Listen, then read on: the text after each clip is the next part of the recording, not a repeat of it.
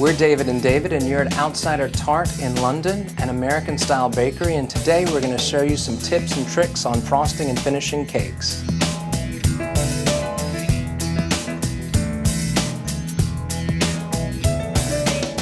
I'm going to show you how to make peanut butter frosting. So we're going to take a look at the bowl, which we already have placed in it cream cheese, peanut butter, and a teaspoon of salt. The cream cheese is about 12 ounces, the peanut butter is about 6 ounces, and a teaspoon of salt. This is the basis for our peanut butter frosting. To that, we're going to add approximately 6 cups of powdered sugar.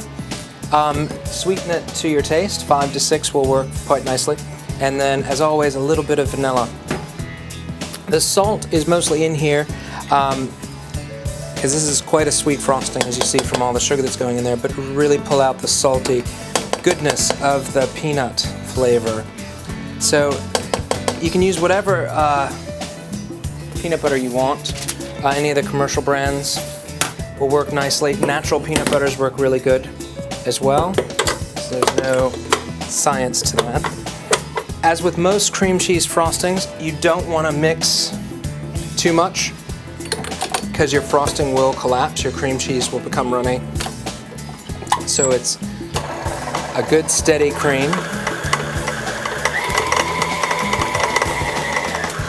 So we're just going to barely combine these things that we had in the bowl. We're then going to add in our sugar, a little at a time, because you don't want it popping out of the bowl and going crazy and creating a huge mess that you have to clean up later. So we're going to slightly, this is a very dry frosting to start with. We're going to slightly move this around. As you see, it is just going everywhere. So I'm giving up on this. I'm going to add all my sugar in here, and we'll do a little trick, which is just covering our mixer and hoping for the best. So I'm going to get the rest of the sugar in there.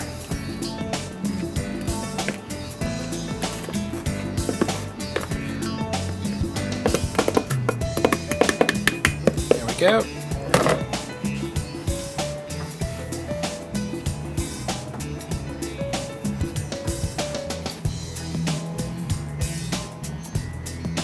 I'm just going to do a little more mixing, which is mostly in vain.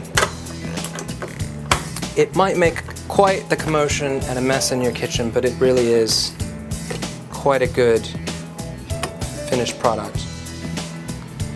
So what we're going to do now is put a perfectly clean dish towel over the top of our mixer. This is to reduce, it is very puffy and plumy, so this is just to reduce the impact on the rest of the kitchen. Resist the urge to peek. I have before, and it's not pretty. There we go. We're going to take a look now, because I think we should be pretty well mixed. All the danger is past. And now it's just a matter of creaming this down. While it starts creaming, we're going to add a little bit of vanilla. About 1.5 teaspoons.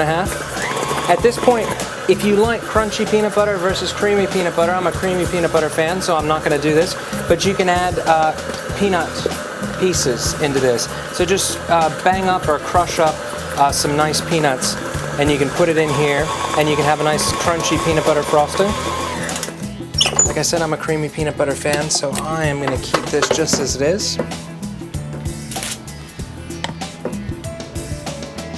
Scrape down your blade really well, and we're going to scrape up from the bottom of your bowl to make sure you have everything picked up, well combined, and there's no chunks of sugar or peanut butter that's not been incorporated or cream cheese that's not been incorporated. So scrape around your sides of your bowl and down underneath.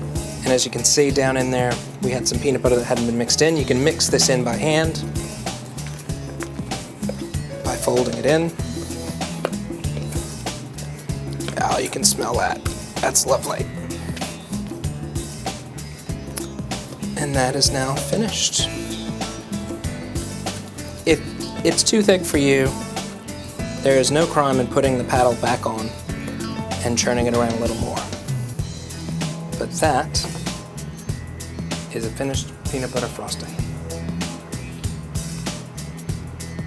That's good. And that's how you make peanut butter frosting.